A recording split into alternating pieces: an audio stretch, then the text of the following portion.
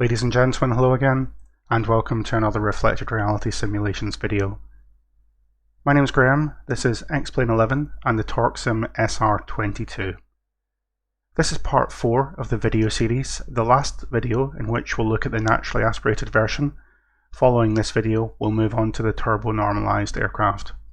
But today we're going to have a look at some of the issues you can have starting up this aircraft, because it's quite difficult to get started if you don't follow the procedures quite precisely, and there's a number of different failure to starts simulated in the model. So let's jump right inside. Avionics are already powered up, and we're only going to focus on the engine start today. We're not going to worry about any of the other procedures. Just to remind ourselves what a normal start looks like, we'll do that to begin with. It's about 7 degrees centigrade, 7 degrees Celsius at the moment. We're at 6,600 feet, so higher altitude on the naturally aspirated aircraft can cause more issues starting than at sea level. It's a good place to look at as an example. The engine's also cold. It hasn't run in this simulated day so far. So you see the cylinder head temperatures are 42 Fahrenheit, the oil's 44. That's about the same as the outside air temperature. So it's not super cold, but there's no heat in the engine whatsoever. So let's just do a normal start. We'll make sure the fuel selector is on, and then we need to prime the engine. So I'm going to set the power lever full forward, the mixture full forward, and we're simply going to operate the prime switch, which is down here. We're going to hold it for about 2 seconds. I've got the little timer up in the PFD here, so no more than 2 seconds. Once we've done that, retard the power lever, set it back about 1/4 inch open. I'll make sure I've got my timer on screen here. I'll put the keys in, go forward to both. I'll put the boost pump on, strobes on, check the area is clear, start the timer and crank. Once it's running, look for 1000 RPM, check the oil pressure's in the green, which it is, and look at the EGTs rising. They're rising on all cylinders, so all the cylinders are firing. I'll put the alternators on and the avionics on, and that's a normal start with the aircraft. So you can see, even at 6,600 feet with the mixture full rich and the normal 2 seconds of prime, the engine starts quite adequately. One of the things we want to do is to help the engine to warm up, and what we have to do that is to lean the mixture. Now we would lean it even at sea level, and you would do this on the turbo aircraft as well.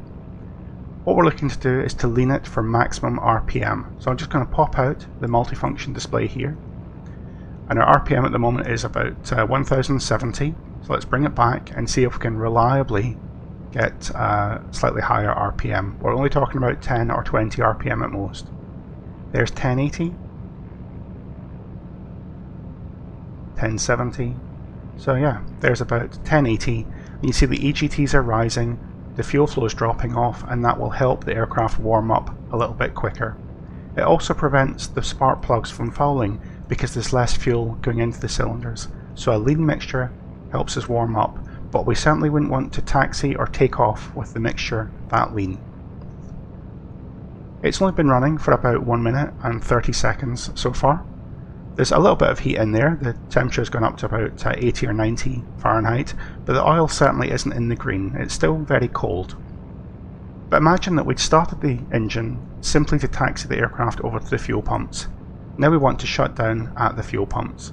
So, fuel pump comes off, power lever to idle, mixture to cut off, propeller stops, mags off. I'll switch the alternators and avionics off and cancel the warnings.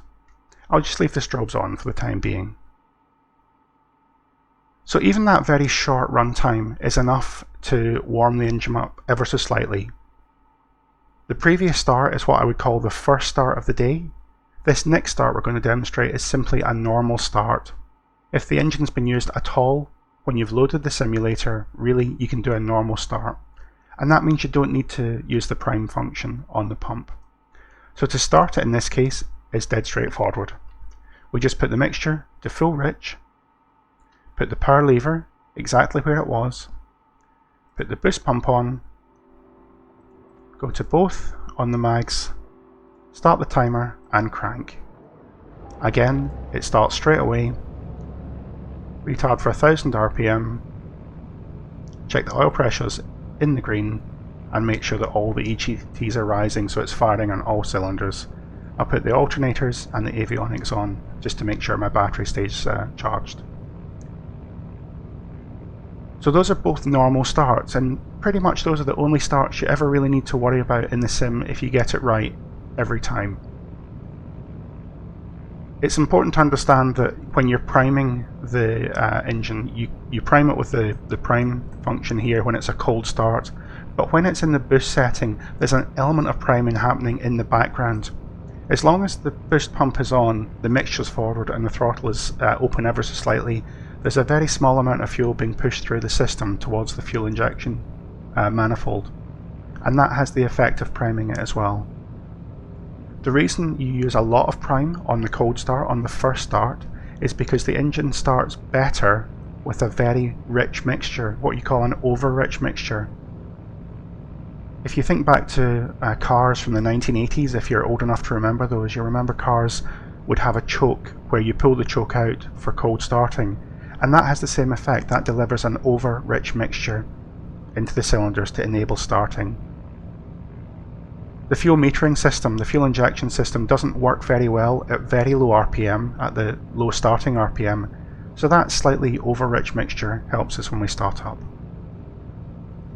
Let's shut it down one more time. So, boost pump comes off, power to idle, mixture to idle cutoff, mags off. I'll leave the strobes on. I'll turn the alternating avionics off for the next start, and we'll cancel the warning and the caution and reset the timer.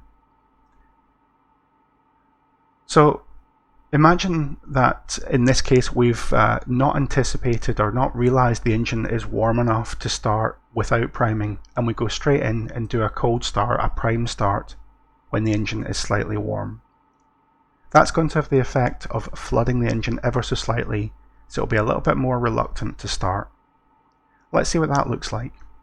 So I'll prime it in the same way as I did at the very beginning.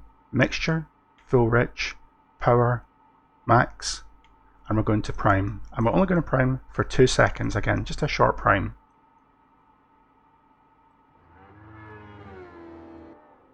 Two seconds of prime.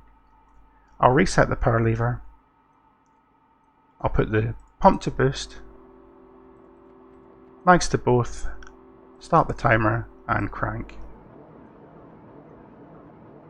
There's 5 seconds with no start. 10 seconds with no start. And then it fires up. 1000 RPM, oil pressure in the green, EGTs rising, alternator, avionics on. So because there was too much fuel in the injection system, the injection manifold, it needed a little bit of cranking. It needed to get some of that fuel through the engine and out the other side before it would start up. There was too much fuel for combustion to happen properly, so the extended cranking helped sort that out. It's important to understand the limitations on the starter. If you look in the manual for the Cirrus, it says you must limit your cranking attempts to 20 seconds and have 20 seconds between every crank cycle, every time you try and start it. 20 seconds on, 20 seconds off. In my opinion, that's rushing it just a little bit. If it hasn't started within 10 seconds of you starting to crank, then there's something not quite right with it. If you get to 10 seconds, it's okay to keep it going to 15 seconds, but at 15 seconds I would release the starter and switch the fuel pump off, because it's probably not going to start. If you get to 15 seconds, it isn't going to start. Once you get to that 15-second point and release the starter, just let the timer go through to 1 minute before you try and start again, just to make sure that you've had plenty of time to look at all the systems. Give yourself a second or two to think before you start it again, and it's good for the starter motor as well. So let's shut it down one more time. I'll put the fuel pump off, power to idle, mixture to cut off, mags off, alternator, avionics, and cancel the warnings. Now let's say you've been having some issues with the SR22. and you go into the internet and you do a little bit of research, and you find lots of different methods of starting the aircraft being recommended. And that's true. If you ask 10 pilots how to start a fuel-injected engine, you'll get 15 different answers. The fact is that everybody's got their own little technique that works for their aircraft, and there's definitely differences between different aircraft types and different builds of the same aircraft. Not every aircraft is the same. One of the differences though is how the prime system on the SR22 was set up for an older aircraft versus a newer aircraft.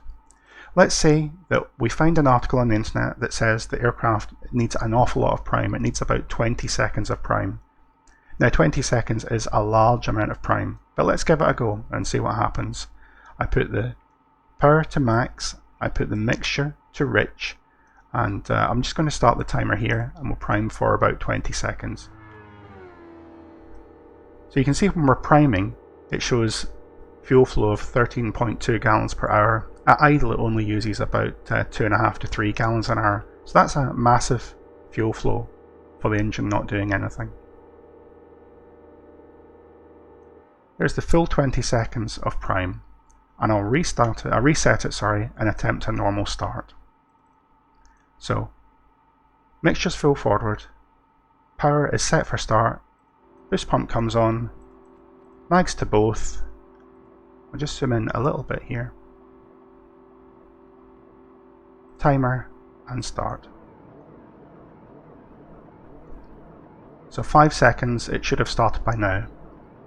You get to 10 seconds, you think there's something not quite right about this start, but let's try it for 15 seconds, see if it's just a little bit overprimed. Nope, 15 seconds, it didn't work. Master off, pump off, or mags off, pump off. So the engine is totally flooded at the moment. There is far too much fuel in the engine. When there's too much fuel, there's not enough air. So we need to fix that. I'm going to give it more air by pushing the power lever forward. I'm going to move the mixture all the way to cut off, and I'm going to make sure the boost pump is off. So the engine's got too much fuel, so I'm setting the mixture for no fuel, and it doesn't have enough air. I'm going to set the power lever for more air for full power. Now it's important to understand that as I crank it this time, it may start, it may not start.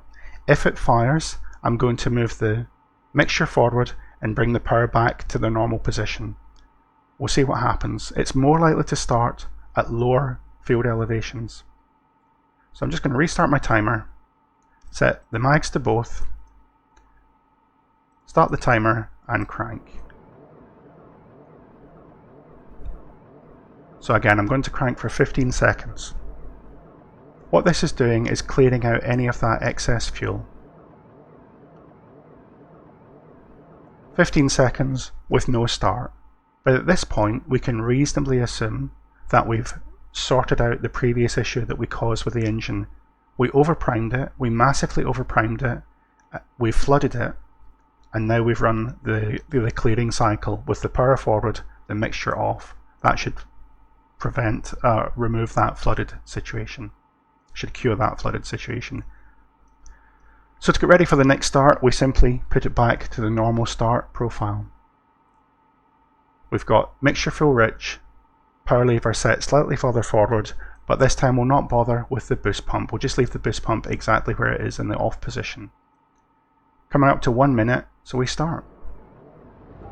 It fires straight up. We set 1000 RPM, check the oil pressure, check the EGTs, alternators and avionics on. So 2 normal starts and 2 self-inflicted awkward starts, if you like. We had a cold start, or a first start of the day, with the prime. We had a normal start, where we only used the boost function, we didn't use the prime function. We had a slightly overprimed start, where it took longer to crank, but it did fire within 15 seconds.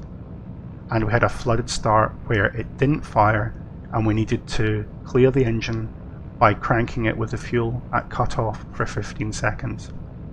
In each case, we didn't crank for more than 15 seconds, and we allowed 45 seconds between attempts to give the starter and the battery a chance to recover. And you can see after all that the battery now is charging at 19 amps. What I'm going to do is I'm going to open up the MFD again, and I'm just going to bring the mixture back looking for a slightly higher RPM, and we'll let the engine warm up for a little bit. While it's warming up, let's have a look at the fuel system diagram and try and work out why any of what we've just seen actually happened. Okay, so this is the SR22 fuel system. This is a diagram for the naturally aspirated aircraft. But the only real difference with the turbo-normalized aircraft is related to the prime function, and we'll look at that in just a second.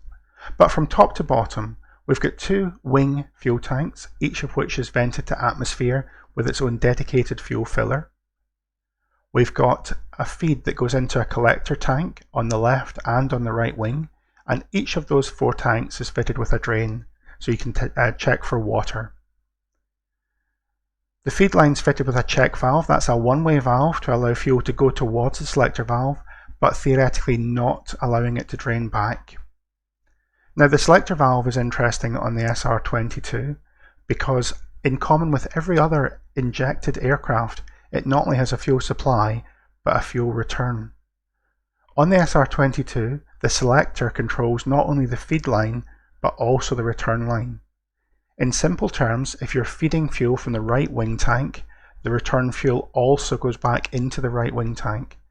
And similarly, if you're feeding from the left, the return goes back through to the left fuel tank. Not all injected aircraft are like that. It's quite common for the return simply to go back to, for example, the left tank. And that means if both tanks were full and you were feeding from the right tank, the return fuel would go back into the already full left tank and then simply pour out the vents. So the SR22 fuel selector makes it a very straightforward operation. It's important to realise as well that the firewall, every part of the fuel system apart from the selector, is forward in the engine bay. That's important for a hot start because all of the fuel system is exposed to the heat from the engine. So the next thing downstream from the selector valve is the electric pump. The electric pump's got two speeds. We can call one speed boost and the other speed prime, or high and low. When you put the switch to boost, you can see if you trace the electrical signal here, it goes to about the halfway position on this winding here. It's indicating that the boost switch gives you low speed on the pump. And that's straightforward. That'll always give you low speed on the pump. If you look at the prime switch here, on the NA, the naturally aspirated aircraft, the prime switch is momentary. That means you have to hold it down. Whereas on the turbo aircraft, it latches. So you click and hold it. You click it and it will stay down by itself. And also on the naturally aspirated version, it goes through a relay here, which basically looks at the engine oil pressure. If the oil pressure is higher, i.e. the engine is running, then when you push the prime button, all you'll get is the boost level of power, the low power. Because the oil pressure is up, it will simply run at the same setting, the same pump speed as if you use the boost. It will only give you the full flow, the full prime flow, the high speed of the pump, if there's no oil pressure on the engine. That's because if you were flying along at high altitude and you inadvertently tap the prime pump, you could theoretically cause the engine to have too much fuel to run. So there has to be a method of inhibiting the prime when the engine's running, and that's what the oil pressure sensor does. Now this is the reason why the prime behaviour changed, and when you read about old SR22s, they talk about 20 seconds of prime. Well, that's because they didn't sense the oil pressure, but rather they sensed the pressure in the fuel line. So if there was pressure in the fuel line, it would give you low speed pump, and if there wasn't pressure, it would give you high speed pump. So on the old aircraft, although you hold prime for 20 seconds, the first second or so puts pressure in the fuel lines, that flicks the relay over, and despite the fact it's the prime button, you're only getting half speed for the remaining 18 seconds. So it's very similar to what we actually did by priming for 2 seconds and then running the boost. It's just that the older aircraft have a different logic to it. If you try and use the 20-second prime on this configuration of aircraft, you will flood it unless it's really, really cold outside. A very cold start, you need about 15 seconds of prime, but that's really extreme, and to be honest, I haven't tested it to those extremes in the simulator. So that's the prime function on the pump. It draws fuel and pushes it forward through the fuel injection system. It goes through the gascolator, which has got another drain valve on it, and into the engine-driven fuel pump. Now the engine-driven pump also has the mixture control on it. So if the mixture control is forward, you'll see the fuel will flow.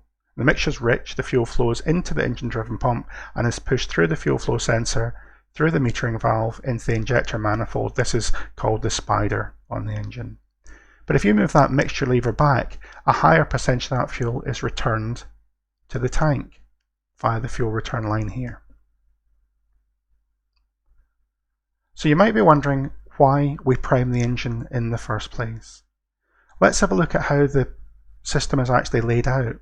And it's important to understand that although we're going from top of the page to bottom of the page here, when we look at the system in the aircraft, the fuel is going from the tanks at low level to the fuel injection spider at a high level. The fuel has to be pumped uphill. Now it's got a check valve. You can see the check valve here in the diagram. The check valve theoretically stops the fuel from flowing back into the tanks, but sometimes they don't seal properly, or if it's left for a long period of time, the fuel could evaporate from the lines themselves.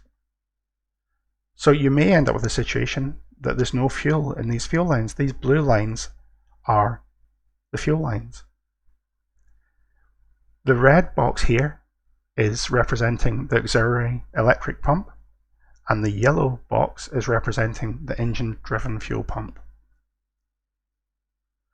So what we have to realize is that the fuel has to somehow flow against gravity. How do you make a fluid go uphill? This pump is called a positive displacement pump. It's referred to in the pump industry as a self-priming pump, but I don't want to use the term self-priming because it gets confused with the engine priming. But what it really means is that the pump is able to evacuate air. So when this pump is running, it's able to take any air that exists in this line, and it's able to essentially suck that air through and expel it. It's able to reduce the pressure in this line. Now, because the pressure in this fuel line is reduced, and there's still atmospheric pressure in the top of the tank because the tanks are vented, that atmospheric pressure combined with the lower pressure in this line here causes the fuel to be pushed through from the tank and up into the electric pump. And once it gets to the electric pump and it's only fluid, there's no air left in here, the electric pump pushes it on up through the system, up through the engine-driven pump, and into the manifold, into the spider. Even if that pump's not running, fuel can still pass through the system. So when you're priming it, you're not only delivering a little bit of fuel from the spider into the cylinders as you would with a carburetor aircraft with the priming system on a carb aircraft. When you're priming a fuel injected system, you're making sure that the fuel line from the tank all the way through to the spider is all fuel. There's no air in that. And 2 seconds is enough to do that. It's pumping, remember we looked at about 13.2 gallons per hour. So a couple of seconds is enough to get fuel up onto the auxiliary pump, and then we run it on the boost setting, and that makes sure that all of that fuel plumbing is fuel. There's no air left in there. So that's fairly straightforward. One of the things that's interesting in the manual is it talks about leaving the fuel pump on boost for the first 30 minutes of the cruise for vapor suppression. And what does it mean by that? Well, you understand that with fluids they have a boiling point, or a point where they turn from a liquid into a gas. And gasoline, or aviation gasoline, is just the same as water. It's got a boiling point or a vaporization point. Now, as the outside pressure reduces, as the aircraft climbs in altitude, that vaporization point reduces. So what that means is the ambient pressure in the tank is reducing. The pump is still really pulling quite hard, it's still trying to pull the fuel out of the tanks, but because that differential pressure changes, you end up with what is called cavitation. And that is, the pump is working so hard that it actually starts to form bubbles, it starts to form voids in this fuel line.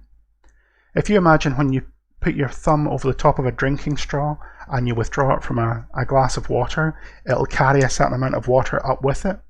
But once you get to a certain height, it's in the region of about 10 meters, but you can extract about 10 meters of water, and once you get beyond that, it'll break down and it'll start to form bubbles inside the water. You're actually vaporizing some of the water. Well, fuel is exactly the same. You'll start to draw the fuel to the extent that bubbles form, and you'll end up with rough running. You can see that if you get the fuel flow sensor here, if you find that the fuel flow sensor is kind of intermittently jumping back and forth, that's a function of cavitation. You've got bubbles in the fuel supply. So by running the boost pump for 30 minutes, it makes sure that when you get to high altitude, you give the fuel a chance to cool off, because obviously it's colder at high altitude, and as the fuel cools, it becomes more resistant to cavitation. So you almost have this effect where as you climb up, as the aircraft altitude increases, the vulnerability to cavitation increases, and then as the temperature drops off, over time, that vulnerability to cavitation reduces again. And after 30 minutes, it's fairly safe to switch off that boost pump. On the turbo version, you may need to use boost or even high boost, which is the prime setting on the turbo aircraft, to suppress that vapor. The electric pump is more effective at suppressing vapor, quite simply because it's mounted slightly lower. It doesn't have to work as hard to lift fuel this amount as the engine-driven pump. Imagine it would have to lift fuel this amount. So because that electric pump doesn't have to work so hard, it's less prone to cavitation, and quite frankly, even if there is cavitation here, once this pump has done its job, you should have a smooth flow into the engine-driven pump and a smooth flow to the spider. So that's what they mean by vapor suppression. It's to do with the reduction in ambient pressure. Low ambient pressure, high temperature will cause vapor effects.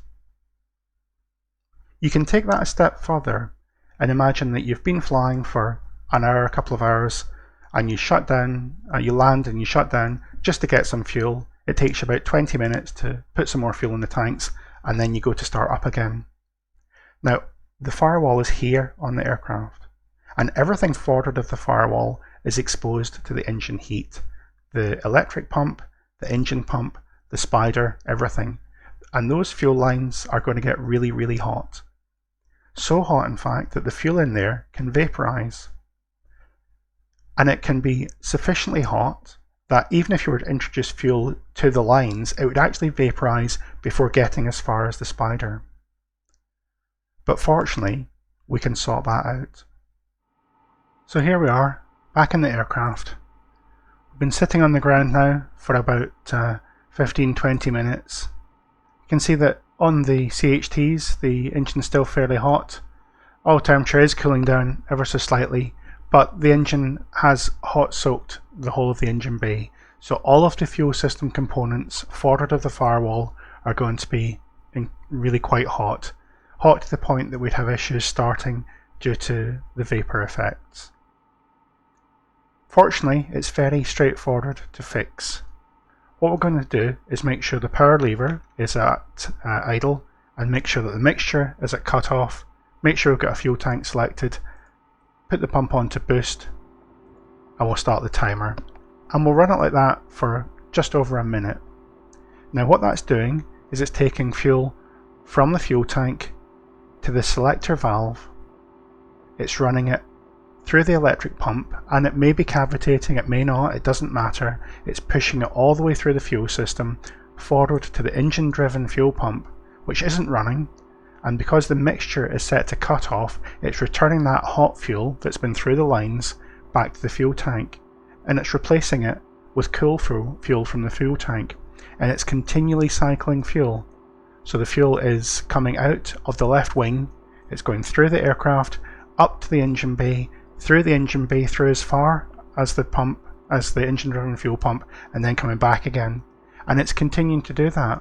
And by making that circuit of fuel, it's gradually cooling down the fuel lines, it's cooling down the pump, it's cooling down everything as far forward as the engine driven fuel pump itself.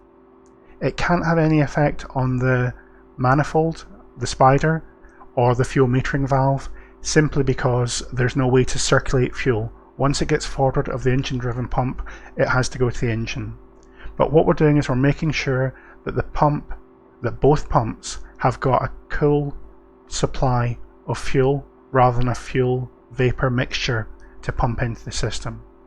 So as soon as we've run that for just over a minute, there's a minute and a half, we'll set the pump off momentarily, set the mixture full rich, the power lever ready for start, make sure the strobe's on, go for both boost, timer and start, and it fires straight away. We check for 1000 RPM, oil pressure's up, EGT's rising again, alternator and avionics on. And it really is as straightforward as that. It's called a hot start, but it's not the same as a hot start on a turbine. That's a completely different thing. It's basically when the engine and the fuel plumbing on the engine are hot soaked to the point that it's not possible to get fuel to the injection system without having vapor introduced, without having vaporization. It's called vapor lock in American parlance, but it's simply a hot soaked engine. And that's basically the naturally aspirated aircraft in a nutshell. You've seen how to manage the engine from a sea level takeoff to a high field elevation landing. We've looked at running rich of peak, we've looked at running lean of peak, we've looked at managing the engine temperatures in the descent and recognizing the various different issues with handling a high performance general aviation piston engined aircraft. The one last thing we haven't looked at is how to set the aircraft up for a departure from a high field elevation, because we have to get to the point that the mixture is set appropriately to generate maximum power. Unfortunately, that's really straightforward.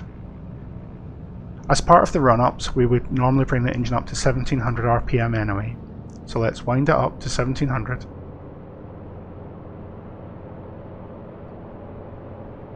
And at 1700 RPM, give or take, I'm going to lean, looking for maximum RPM. There's 1700, 1690, 1700. I'll push it as far forward as we can get with 1700, back to 1690, so I want it around about there. It's as simple as that. We've leaned for maximum RPM at 1700, approximately 1700 RPM.